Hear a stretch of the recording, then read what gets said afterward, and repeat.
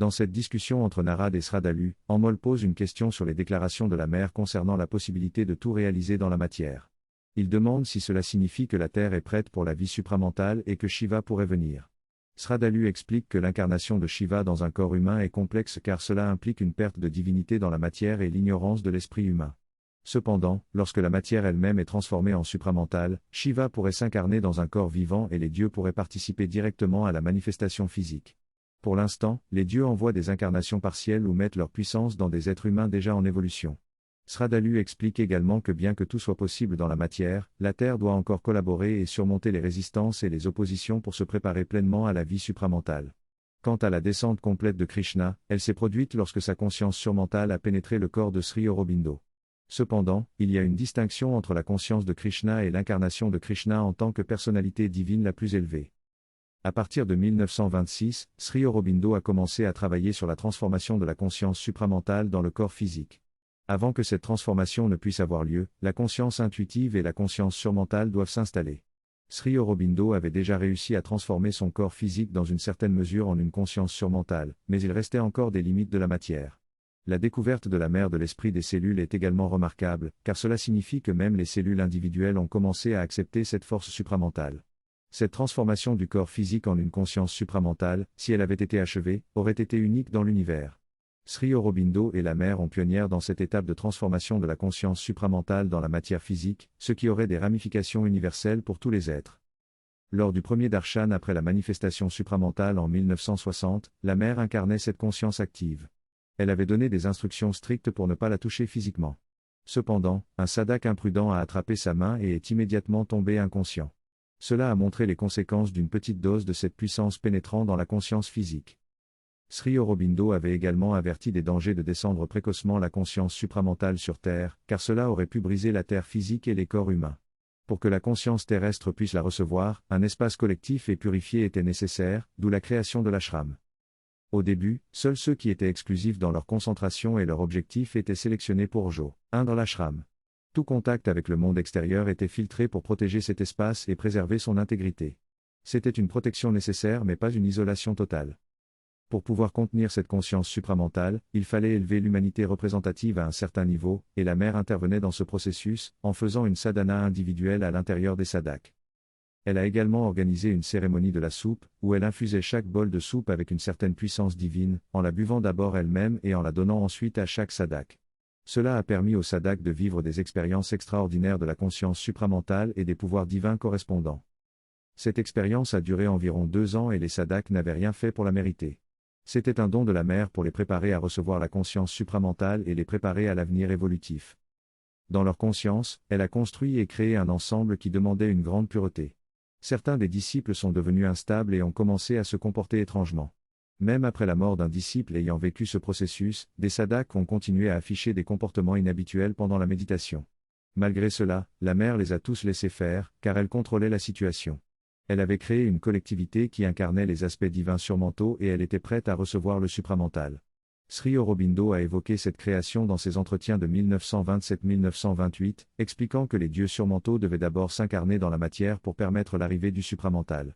Cependant, lorsque la mère est allée voir Sri Aurobindo pour lui montrer ce qu'elle avait accompli, il lui a dit que ce n'était pas ce qu'il voulait. Pourtant, ils ont continué à développer cela jusqu'à ce qu'ils se rendent compte des limites de cette manifestation overmentale. Ils ont donc décidé de dissoudre le groupe et de libérer les personnes qui avaient été imprégnées de ces pouvoirs divins. Certains disciples ont été mécontents de cette dissolution et ont même accusé la mère de leur avoir enlevé leur pouvoir par jalousie. Cependant, cela aurait probablement été inévitable si cette manifestation overmentale avait continué, car elle aurait pu retarder encore l'arrivée du supramental. Sri Aurobindo a donc pris la décision de ne pas suivre cette voie et la mère l'a soutenue en dissolvant cette création overmentale. Il est à noter que le texte fourni est difficile à comprendre en raison de sa structure grammaticale et de l'utilisation de termes spécialisés. Il est nécessaire de reporter les bénéfices à court terme afin de réaliser les avantages à long terme. La manifestation supramentale est ce vers quoi nous devons tendre. Le processus a été rendu plus difficile et plus long en raison du manque de soutien actif des dieux. Malgré cela, en 1937-1938, la manifestation du monde supramental était imminente mais la Seconde Guerre mondiale a détourné l'attention de Sri Aurobindo. Les réfugiés ont également entraîné une dilution de l'atmosphère de l'ashram, retardant ainsi l'objectif immédiat. Pour achever le processus de descente du supramental, Sri Aurobindo et la mère ont dû former un lien et l'un d'entre eux a dû se positionner de l'autre côté. Il y avait de grands êtres présents à l'époque incarnation de l'avatar et ils ont été amenés ici dans le but de participer à la transition. Ils peuvent choisir de s'incarner rapidement ou d'assister de l'autre côté selon leurs propres inclinations. La vision de Llewellyn montrait que la plupart des gens sont dédiés au divin uniquement pour des raisons personnelles ou autres, plutôt que pour le divin lui-même. Il a été mentionné que la lumière s'éteint dans plusieurs discours, en particulier pour l'Amérique, où il y avait une occasion d'éveil dans les années 2000, mais qui a échoué. Le narrateur parle de l'expérience de Llewellyn, qui a vu les nuages de l'obscurité approcher et étouffer les points de lumière en 2010. Le narrateur partage également sa propre expérience de ressentir les énergies sombres à l'œuvre dans le monde. Llewellyn exprime sa préoccupation quant à la puissance de l'obscurité et à la difficulté de la combattre. Il décrit une barrière formée par les conceptions et les préjugés humains qui empêchent la manifestation de la lumière. Il demande si Sri Aurobindo ou la mère ont dit quelque chose à ce sujet. Le narrateur partage des citations de la mère sur la nature de la transition. Llewellyn suggère que l'humanité doit trouver un moyen de surmonter cette barrière rigide afin de laisser la lumière se manifester. Selon Sradalu, il existe une division croissante dans l'humanité plutôt qu'un réveil collectif. Il cite un texte de la mère, qui parle de cette division entre une partie de l'humanité qui accédera à une conscience supérieure et une partie qui restera en arrière et perdre en conscience intellectuelle. Cette division est comparée à celle qui a eu lieu lorsque l'humanité est sortie de la conscience simienne, avec une branche évoluant vers le haut et le reste diminuant. Sradalu explique que ces descriptions dérangent les gens, qui préfèrent ne pas faire face au déclin de la civilisation. Il affirme que la musique, l'art, la littérature, le cinéma et le théâtre sont des indicateurs de la conscience collective, et si ces domaines déclinent, il faut faire face à cette réalité. Cependant, il souligne qu'il est possible de changer cela. Il met en garde contre les théories du New Age qui promettent un changement à venir, souvent en reliant cela à des prédictions concernant des événements cosmiques. Il affirme que le message de la mère et de Sri Aurobindo est que le changement dépend de notre évolution de conscience actuelle et que nous devons agir dès maintenant, individuellement et collectivement. En conclusion, Sradalu met l'accent sur l'urgence de notre évolution spirituelle et affirme que si les individus ne progressent pas, la collectivité ne progressera pas non plus. Il encourage donc chacun à commencer par soi-même et à diffuser ses idées pour provoquer le changement nécessaire. En ce qui concerne le réchauffement climatique et la souffrance de la Terre, il indique que cela a déjà été discuté précédemment et n'y revient pas. Dans cette discussion, Sradalu affirme que le problème du réchauffement climatique et du changement climatique est un détournement de l'attention des véritables problèmes. Il souligne que les préoccupations actuelles concernant l'élévation du niveau de la mer et les efforts pour protéger les actifs touristiques sur les plages sont insignifiantes par rapport à la pollution de l'air, de l'eau et des sols, ainsi qu'à l'effondrement des écosystèmes et de la biodiversité. Il critique également la stigmatisation du dioxyde de carbone comme un poison, soulignant que c'est une substance vitale pour la vie et que c'est notre respiration même qui contribue à son émission. Sradalu souligne que le véritable problème est la destruction de la vie, et non simplement de l'environnement, et appelle à un réexamen des priorités et des actions nécessaires pour inverser cette tendance. Il conclut en mentionnant l'exemple de l'augmentation des taux de cancer en Inde, qui est attribué à tort à des facteurs héréditaires plutôt qu'à la pollution alimentaire, ce qui dissimule la véritable cause du problème. Dans cette discussion, il est mentionné que la personne avait été empoisonnée à cause des pesticides utilisés dans l'agriculture après la révolution verte en Inde dans les années 60.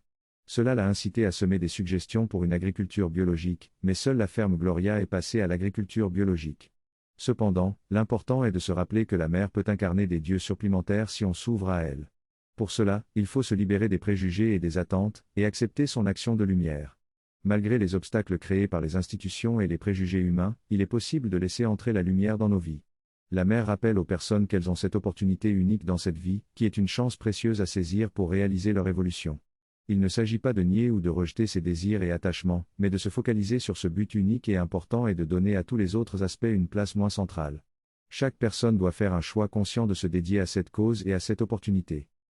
La clé est de ne pas abandonner totalement ses désirs mais de ne pas les placer au centre de nos préoccupations, de manière à ne pas interférer avec notre objectif principal.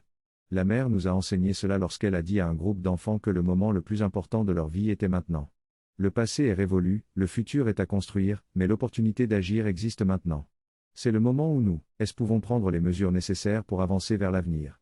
Il n'y a pas d'autre occasion comme celle-ci parmi toutes les vies que nous avons eues et celles qui suivront.